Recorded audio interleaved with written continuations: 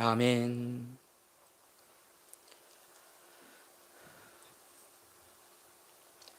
사람들의 생각 속에서는 누구나 할 것 없이 할 수만 있다면 힘 있는 사람 편에 서기를 원합니다. 힘 있는 사람이 내 곁에 있기를 원하고 내가 힘 있는 사람 곁에 있기를 원합니다. 왜냐하면 힘 있는 사람이 나의 편에 있게 되면 더 많은 유익을 얻을 수 있다 하는 그런 생각을 하기 때문이죠. 내게 힘 있는 사람이 나의 편이 되어서 나를 도와주면 얼마나 그것이 나에게 유익이 되겠습니까? 우리가 살고 있는 이 세상의 역사들을 살펴보면 언제나 힘의 논리에 의해서 역사는 움직였다라고 하는 것을 우리는 알고 있습니다. 지금도 힘 있는 사람들에 의해서 역사는, 세상은 움직이고 있는 듯하죠. 그렇기 때문에 우리는 그것을 부인할 수도 없고 외면할 수도 없는 거예요. 힘 있는 사람이 내 곁에 있는 것, 그것은 참으로 우리에게 유익한 일이다. 인정할 수밖에 없는 것이다 하는 것이죠. 그런데요, 우리가 그리스도인으로 산다는 것은 무엇일까요? 세상 사람들과 무엇이 다른 것일까요? 어떤 차이가 있는 것이냐 하는 것이. 그것은요, 세상을 움직이는 이런 힘과 능력이 실제로 누구에게 있는가 하는 것에 대한 믿음이 우리에게 차이를 갖게 한다 하는 것이에요. 세상 사람들은 돈과 권력이라고 하는 것이 힘의 근원이며 그것을 가진 사람이 힘 있는 사람이다. 그들에 의해 세상을 움직인다. 그런 생각을 하고 있는 것이죠. 그러나 우리는 이 세상 사람들이 가지고 있는 그 권력이나 돈, 그 이상의 힘과 능력을 가진 분이 있다 하는 것에 대한 믿음을 가지고 있어요. 그것이 바로 하나님이시다는 거예요. 하나님이 힘 있으신 분이시다. 하나님이 능력이 있는 분이시다. 그래서 온 세상을 실제로 움직이시는 분은 하나님이시다. 세상의 주관자는 하나님이시다 라고 하는 믿음을 가지고 우리는 산다 하는 것이에요. 그래서 그것이 세상 사람들과 우리와 구별되어지는 다른 생각 속에 우리가 살고 있다 하는 것이죠. 하나님께서는 지금도 그 힘과 능력으로 일하고 계십니다. 이 세상을 움직이고 계시고 주관하고 계십니다. 이것이 우리의 믿음인 줄 믿습니다. 이 믿음을 가지고 이 세상의 주관자 되신 하나님, 그 힘의 능력을 우리가 의지하며 살아가는 저와 여러분이 될 수 있기를 간절히 바랍니다.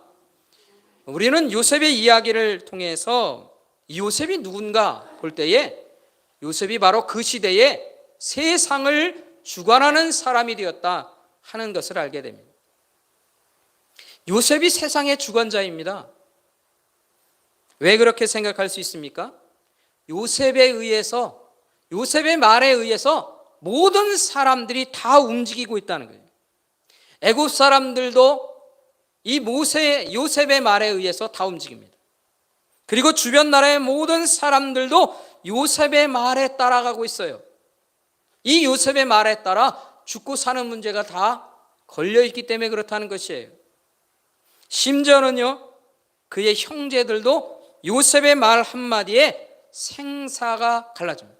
생사의 갈림길에 왔다 갔다 하고 있어요. 그것을 우리는 요셉의 이야기 속에서 알게 된다는 것이죠. 요셉이 처음 형을 만났을 때 형을 알아봅니다. 형들을 알아본다는 것입니다. 그 알아보고 그들을 어떻게 합니까? 정탐꾼이라고 그렇게 몰아갑니다. 요셉의 말 한마디에 형들이 죽음의 위기에 빠진 거예요. 그래서 형들은 온 힘을 다해서 자신들이 정탐꾼이 아니라 이렇게 증명하려고 하고 나는 아니다 그렇게 말하고 있다는 것이. 결국 이 시몬이 이 요셉에게 붙들려 있는 그런 것이 되고, 그리고는 막내인 베냐민을 데려온다. 그것을 조건으로 해서 형들이 풀려났습니다. 그런데요, 이 요셉은 이 형들을 보내면서 그들의 곡식 자루에 돈을 계속 다 넣어 주었습니다. 몰래 넣어 주었죠. 왜 돈 뭉치를 형들의 곡식 자루에 넣었을까요? 그 정확한 이유를 우리는 알 수가 없습니다. 그런데 우리가 분명히 알게 되는 것이 한 가지 있어요. 그것은 무엇인가 하면 그들의 집으로 돌아가서도 평안을 누릴 수 없다는 거예요. 평안한 마음이 없어요. 왜 나의 곡식 주머니에 돈다발이 들었을까? 정탐꾼으로 그렇게 몰렸고 의심받았고, 그리고 시몬은 지금 요셉에게 잡혀 있는데, 아니 왜 돈다발이 내 곡식 자루에 있을까? 그 원인을 모르기 때문에 불안한 거예요. 그 요셉의 형들은 계속해서 긴장감 속에 살 수밖에 없는 거예요. 왜 그랬는지 알지 못하니까. 왜 이런 긴장감 속에 그들이 살게 되었을까요? 왜 요셉은 이들에게 계속 긴장감 속에 살게 했느냐 하는 것이에요. 왜 그랬을까요? 그 이유 중에 한 가지를 우리가 생각해 봅니다. 뭐냐면 그들이 감춰진 죄가 있었잖아요. 그 감춰진 죄, 오랫동안 감춰졌던 그 죄가 해결되었습니까? 안 해결되었습니까? 해결되지 않았어요. 수십 년 동안 감춰져 있었지만 이 요셉을 만난 다음에 그 죄가 확 드러났어요. 그러나 그 죄가 해결되지는 않았습니다. 그러니 죄가 해결되지 않은 사람에게 평안이 있을 수 있습니까? 평안은 없는 거예요. 그러니까 그들은 계속 불안 가운데 긴장감 속에 살 수밖에 없는 거예요. 아직 해결되지 않은 죄의 문제가 있기 때문이죠. 그래서 요셉은요, 그들에게 긴장감을 갖기 위해 그 돈다발을 그에게 넣어줄 수 있었다. 우리는 그렇게 추측할 수 있다는 것이죠. 그런데 이제 시간이 흘렀습니다. 애굽에서 구해온 곡식이 다 떨어졌어요. 다시 요셉에게 가야만 합니다. 곡식 구하러 가야죠. 그래서 유다가 아버지를 설득했습니다. 베냐민 데려가야 됩니다. 베냐민 못 데려가면 우리 곡식 못 얻습니다. 그러면 우리 자식들, 우리 가족들 다 굶어 죽습니다. 그래서 베냐민 데리고 요셉 앞에 섭니다. 드디어 요셉이 누구를 만나게 됩니까? 동생 베냐민을 만나는 거예요. 수십 년 동안 20년 이상을 동생을 만날 수 없었어요. 얼마나 감격했을까요, 이 요셉이. 그런데 이 요셉은 그 동생을 만났음에도 불구하고 이 기쁨을 표현할 수가 없어요. 그래서 혼자 몰래 가서 이 슬퍼서 울고 그리고 다시 돌아오게 됩니다. 왜 그랬습니까? 자신을 쉽게 드러낼 수가 없기 때문에 그런 것이죠. 이제 형들은 이 베냐민을 데려왔기 때문에 모든 혐의가 다 벗어졌습니다. 다시 이제 곡식들 사서 그리고 곡식을 가지고 이제 집으로 돌아가게 됩니다. 그런데요, 요셉은 또다시 이 형들을 궁지에 몰아넣는 계획을 세우고 그것을 실행합니다. 이번에도 또 곡식 자루에다가 돈다발을 집어넣었습니다. 그런데 이번에 특이한 것은 뭐냐면요, 요셉이 가지고 있었던 은잔이 있었어요. 늘 사용하는 겁니다. 중요하게 생각하는 것이죠. 그런데 그 은잔을 어떤 사람의 곡식 자루에 몰래 넣어 두었습니다. 이제 그것을 모르는 형제들은 다 집으로 가게 됩니다. 그런데 이 요셉이요, 몰래 자기 관리인을 시켜서 형제들을 따라가게 했어요. 그리고 그는 따라가가지고 그 곡식 자루를 살피게 했습니다. 그랬더니 그 안에서 돈다발들이 나오는 거예요. 그런데 어떤 사람에게는 은잔이 나오게 되는 거예요. 그게 누군가? 바로 베냐민입니다. 베냐민에게 그 은잔을 집어넣은 거예요. 여러분, 이제 이 형들이 모두가 어떤 사람들이 된 겁니까? 예? 어떤 사람이 된 거예요? 다 도둑들이에요. 모두가 하나같이 도둑질한 사람이 되었다는 거예요. 모두가 꼼짝없이 붙들려서 끌려가게 되는 그런 상황이 되어버린 거예요. 누가 만든 겁니까? 요셉이 그것을 꾸민 거예요. 그런데 이 문제에 대해서 관리인이 한 가지 제안을 합니다. 어떤 제안을 합니까? 우리 10절 말씀을 같이 한번 읽어볼까요? 44장 10절의 말씀입니다. 우리가 읽지는 않았지만 10절의 말씀 같이 한번 읽어보겠습니다. 함께 합니다. 그가 이르되 그러면 너희의 말과 같이 하리라. 그것이 누구에서든지 발견되면 그는 내게 종이 될 것이요 너희는 죄가 없으리라. 무슨 말을 하고 있는 것입니까? 모두가 도둑질한 죄인인데 특별히 은잔을 가진 사람, 그 사람만 내가 데려가서 종으로 삼겠다는 겁니다. 나머지 사람들은 죄를 묻지 않겠다는 거예요. 나머지 사람들은 다들 용서해주고 돌아가는 거예요. 한마디로 말하면 당신들의 죄는 다 눈 감아 줄 테니까 빨리 집으로 돌아가라는 겁니다. 은잔 가진 사람, 그 사람만 데려가서 종으로 삼겠다는 거예요. 어떻습니까? 이 무슨 제안입니까? 은혜를 베푸는 제안 아닙니까? 예? 모든 사람들이 다 혐의를 받게 됐어요. 이게 얼마나 은혜스러운 제안입니까? 그런데 문제는 이 은잔을 훔쳤다고 혐의를 받고 있는 사람이 누구예요? 베냐민이에요. 그게 문제인 것이죠. 그렇다면 이 형제들이 어떻게 결론을 내려야 할까요? 어떻게 결정을 내려야 하겠느냐 하는 것입니다. 베냐민 빼고 다 집으로 돌아가는데, 그렇게 말하는데 어떻습니까? 그 제안대로 그냥 돌아가면 되는 거 아닙니까? 이 사람들이 누굽니까? 과거에요, 요셉을 팔아먹은 사람이에요. 요셉을 죽이려고 죽이지 않고 팔아서 돈을 얻고 완전히 없애버린 그 사람들이 바로 이 형들이에요. 근데 이 형들이 또다시 이렇게 할 수 있는 상황이 된 거예요. 어떻습니까? 아니, 동생 베냐민, 요셉의 동생 아닙니까? 요셉의 동생. 요셉처럼 해결해 버리면 된 거예요. 뭐가 다릅니까? 그 요셉이나 베냐민이나 똑같은 사람 아닙니까? 자기들을 시기하게 만드는 사람이라는 거예요. 아니, 이번에는요, 속이지 않아도 돼요.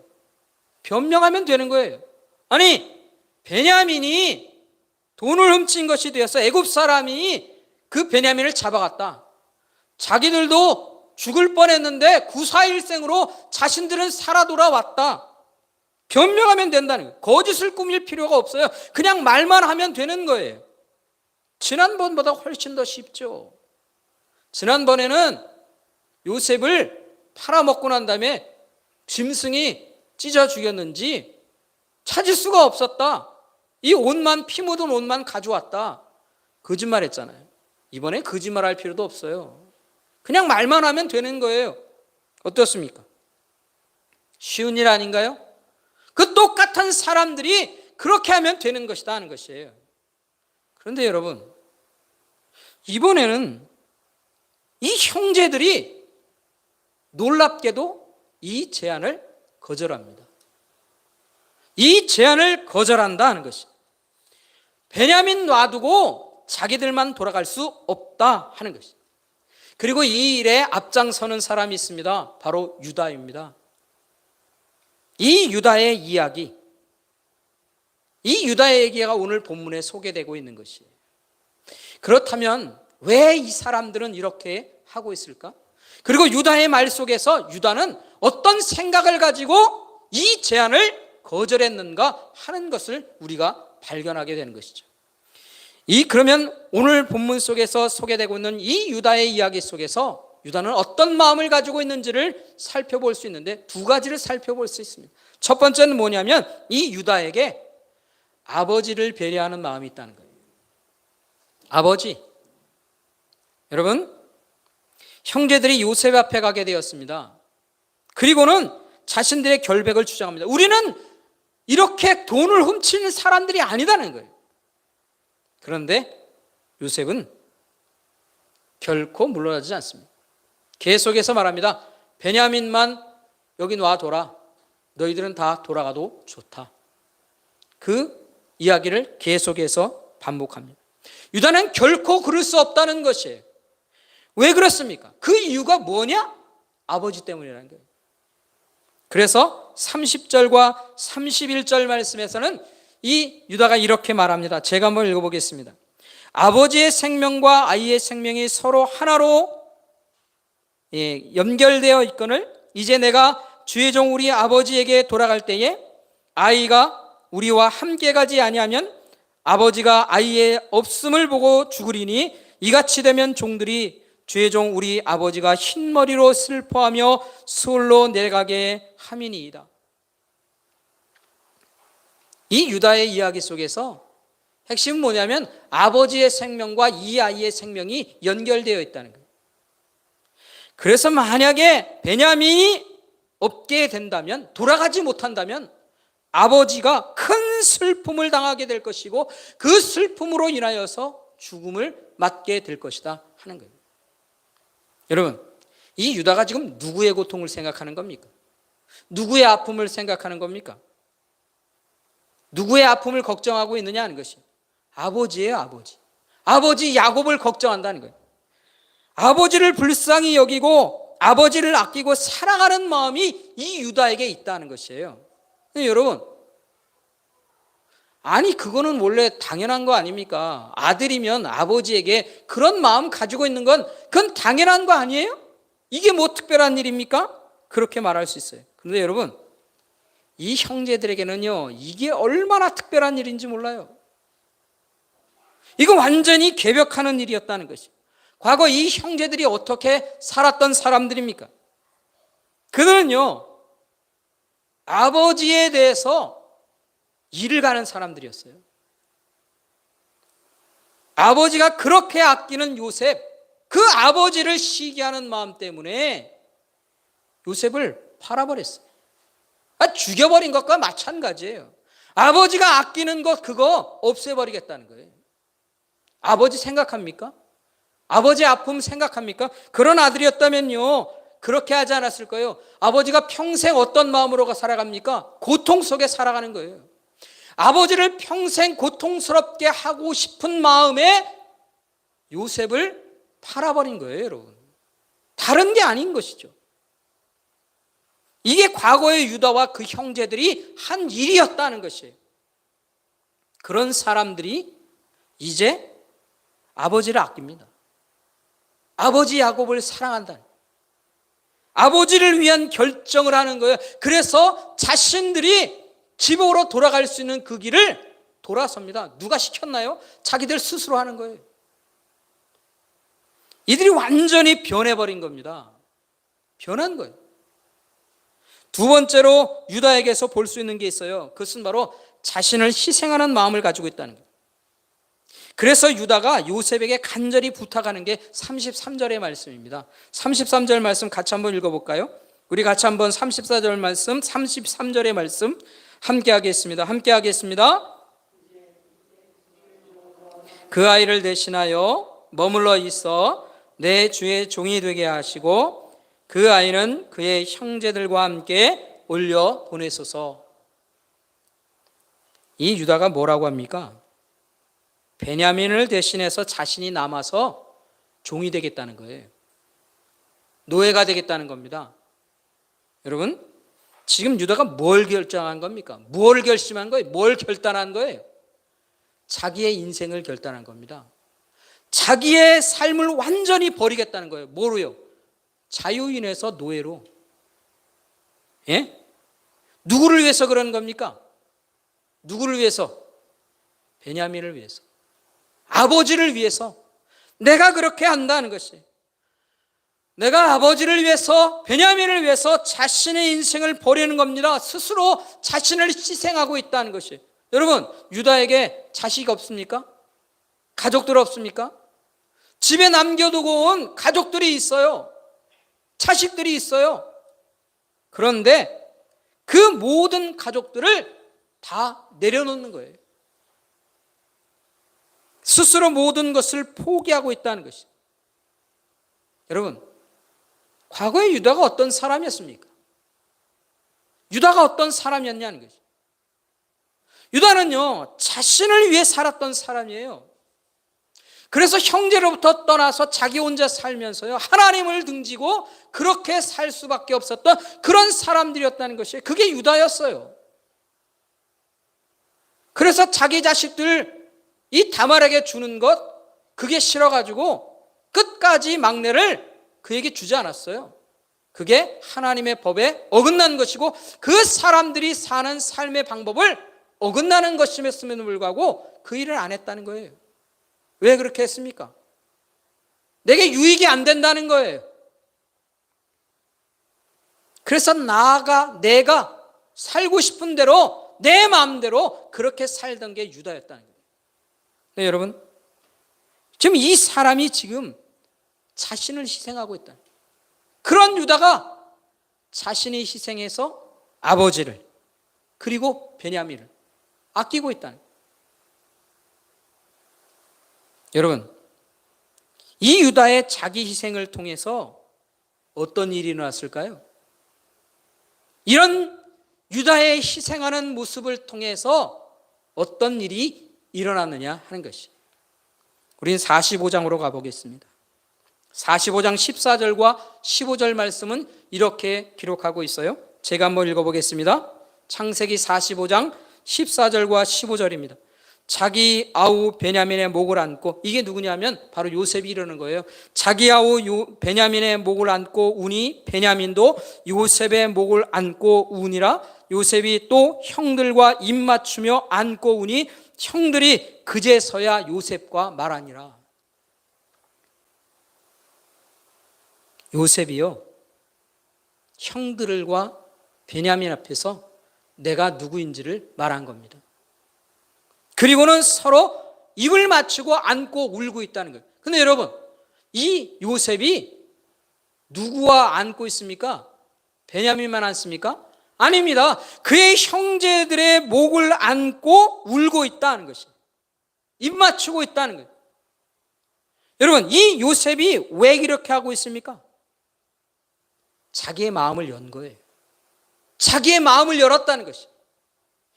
지금까지 요셉이 계속해서 계획을 세우고 형들을 올감했던 이유가 뭡니까?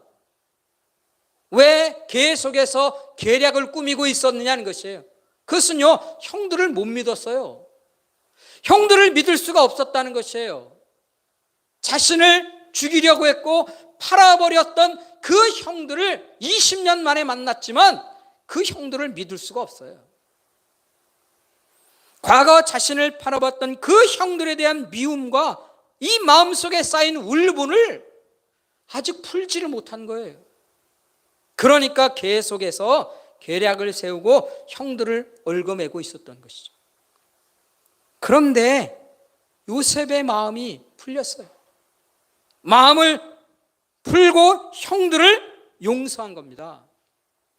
그렇기 때문에 형들을 붙고 입 맞추고 울고 있는 거예요. 여러분, 왜 이렇게 됐을까요? 왜 이런 변화가 일어났느냐는 것이에요.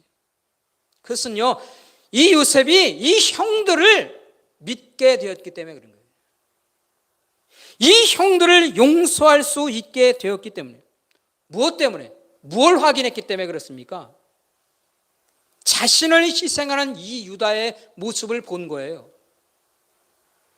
형이 변했구나. 베냐민을 아낄 줄 아는구나. 아버지를 배려할 줄 아는구나. 아버지를 사랑할 줄 아는구나. 여러분, 이 자기 희생이라고 하는 게 바로 그런 거예요. 사랑하는 성도 여러분, 누군가 죄를 용서하거나 서로 원수된 관계를 화해로 만들게 하려면 여러분, 뭐가 있어야 될까요? 무엇에 대한 확신이 있어야 될까요? 뭘 봐야 그게 서로 화해가 될 수 있을까요? 그것은요, 누군가 자신을 희생하는 모습을 봐야 하는 거예요. 내가 나를 내려놓고 희생하는 모습을 보면요, 사람들은요, 화해할 수 있습니다. 용서할 수 있는 거예요. 여러분, 내가 누군가를 절대로 용서 못하는데 그 사람을 용서하게 되는 건 왜 그럴까요? 그 사람이 나를 내려놓고 내가 희생하는 것을, 그 모습을 보면요, 우리는 용서하고 싶어져요. 아, 저 사람이 자신을 희생하는구나, 자신이 먼저 내놓는구나. 그걸 알면 용서하고 싶어진다. 화해가 일어나는 것도 바로 그런 것입니다. 그렇기 때문에 용서와 화해의 열쇠는 무엇입니까? 자기 희생입니다. 자기를 희생하는 거예요. 나를 내려놓는 거예요. 그게 바로 용서와 화해의 열쇠가 된다 하는 것입니다. 여러분, 이것을 우리는 성경을 통해 분명히 알게 되지 않습니까? 하나님께서 예수님을 통해 우리에게 그것을 보여주신 거예요. 에베소서 2장 14절과 16절의 말씀을 보면 이렇습니다. 에베소서 2장 14절입니다. 그는 우리의 화평이신지라 둘로 하나를 만드사 원수된 것 곧 중간에 막힌 담을 자기 육체로 어기시고, 16절 말씀이 이렇습니다. 또 십자가로 이 둘을 한 몸으로 하나님과 화목하게 하려 하셨습니다. 원수된 것을 십자가로 소멸하셨다는 거예요. 여러분, 이 십자가가 뭘 의미하는 겁니까? 십자가는요, 철저한 하나님의 희생. 예수님이 자신을 희생하시고 자신의 생명과 자신의 피와 자신의 육체의 모든 것들을 다 희생하셔서 우리를 위해 내어주신 거예요. 그 희생 때문에 하나님께서 화해를 이루셨다는 거예요.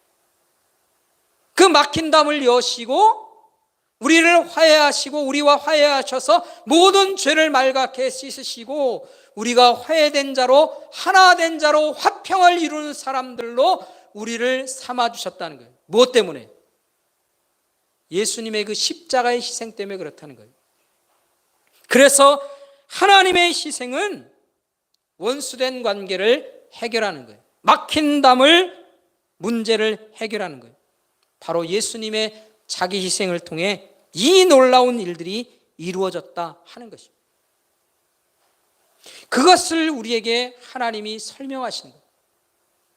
그렇게 하나님이 하신 일들을 우리는 어떻게 하며 산다는 것입니까? 그걸 누리며 우리가 살고 있는 거예요.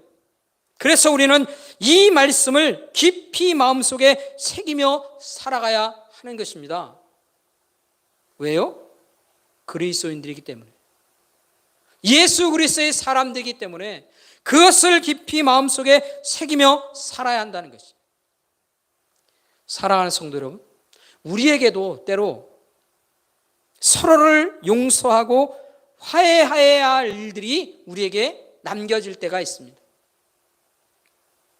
그 일들을 어떤 사람들이 그 일들을 해결해 갈 수 있을까? 어떻게 해야 화해를 이루고 용서를 이뤄갈 수 있겠느냐 하는 것이죠. 먼저 마음의 문을 열고 자신을 내려놓는 사람, 나를 희생하는 사람, 그 사람이 있어야 그 문제는 풀려가게 되어 있는 거예요. 그렇다면 이 일을 누가 해야 될까요? 자신을 희생할 수 있는 그 사람이 있어야 화해와 용서의 일들이 일어날 수 있는데, 그러면 그 일을 누가 해야 되겠느냐? 바로 우리가 해야 되는 겁니다. 내가 해야 되는 거예요. 그리스도인들이 해야 된다 하는 것입니다. 그것을 알게 하시려고 하나님은 우리에게 계속해서 말씀하시는 거예요. 예수님의 십자가의 의미를 우리에게 깨닫게 하시고, 이 이야기를 통해, 이 유다를 통해, 이 요셉의 이야기를 통해 우리에게 교훈하고 계신 거예요. 자기를 희생하는 사람들을 통해 화해는 이루어진다, 용서는 이루어진다. 그래서 하나님이 그것을 직접 우리에게 보여주신 거예요. 예수님의 십자가로. 오늘 우리가 그것을 기억한다면, 우리가 그리스도인들이라면 이것을 마음속에 새겨야 합니다. 어떤 자리에서건 용서가 필요하다면, 화해하는 일들이 있어야 한다면 그곳에는 희생하는 사람이 있어야 합니다. 자신을 희생하는 사람이 있어야 그 문제는 풀려가게 됩니다. 만약에 우리에게 그런 일이 있다면 우리가 그 일을 먼저 할 수 있어야 돼요. 우리가 그리스도인이기 때문에 그런 것입니다. 이 진리의 말씀을 기억하며 사는 하나님의 백성들 되길 간절히 소원합니다. 그래서 자기 희생을 통해 화해를 이루어가는 이 땅에서의 일들을 정말로 잘 감당하며 사는 그런 귀한 인생, 하나님 앞에 존귀한 인생, 하나님 닮은 인생을 살아가는 저와 여러분이 될 수 있기를 우리 주님의 이름으로 간절히 축원합니다. 축원합니다. 기도하겠습니다. 아버지 하나님, 오늘 우리를